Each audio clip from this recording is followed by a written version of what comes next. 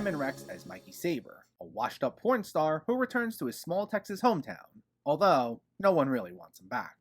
This is written and directed by Sean Baker, and it's his first film in 4 years after The Florida Project, with it being distributed by A24 in early December. Now, The Florida Project is a film I really enjoyed, and had me highly anticipating what Sean Baker had up next. And when I saw the trailer for this, it looked absolutely wild. And if anything, this does at least live up to what the trailer promised. Here we have Mikey, who finds himself talking his way in and out of every uncomfortable situation he encounters. When we first meet him, he's trying to make his way back into his estranged wife Lexi's house, essentially having to beg his way for a spot on her couch, and he tells her and her mother Lil that he's turning things around, though it's clear he's not fully planning to live up to that promise. From there, he begins getting into misadventures, all beautifully shot by Baker as per usual. We see him selling pot, visiting strip clubs with his wife's neighbor, and most notably, meeting a young girl named Strawberry, played by Susanna Sun, who works at a donut shop, and they begin a relationship. And there's a huge age difference between the two, and we get some graphic scenes of the two of them together. Now, while Susanna Sun is considerably older than the actual Strawberry character, it still doesn't take away from the fact that this is pretty uncomfortable to see. The film doesn't condone what happens, as we do see the consequences of Mikey's actions come back to bite him in the ass, but it doesn't help that we return to these sequences a number of times, and that these are supposed to be our protagonists. And even that aside, the actions of Mikey and generally most of the characters isn't what I'd call sympathetic. Some are better than others, but the way so many of them talk in such derogatory ways to one another, beat one another up, and find different ways to backstab each other doesn't leave room for much that we can root for. Now, it's certainly funny seeing all these terrible people act terribly to one another, and I do appreciate Baker frames it in a way that doesn't say any of it's right. I especially like the different ways in which Bye Bye Bye was used, mainly for humorous effect, but you do need at least one sympathetic character to drive the story forward. I'd say the closest we get are Lexi and Lel, and even then, it's not consistent.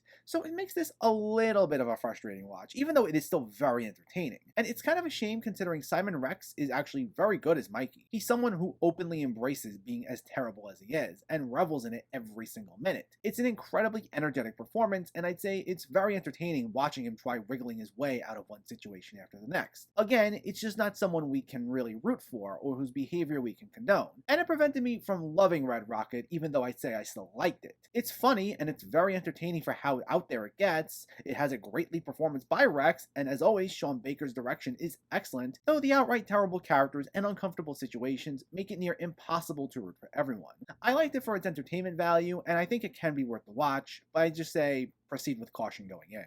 Red Rocket gets a 7.5 out of 10.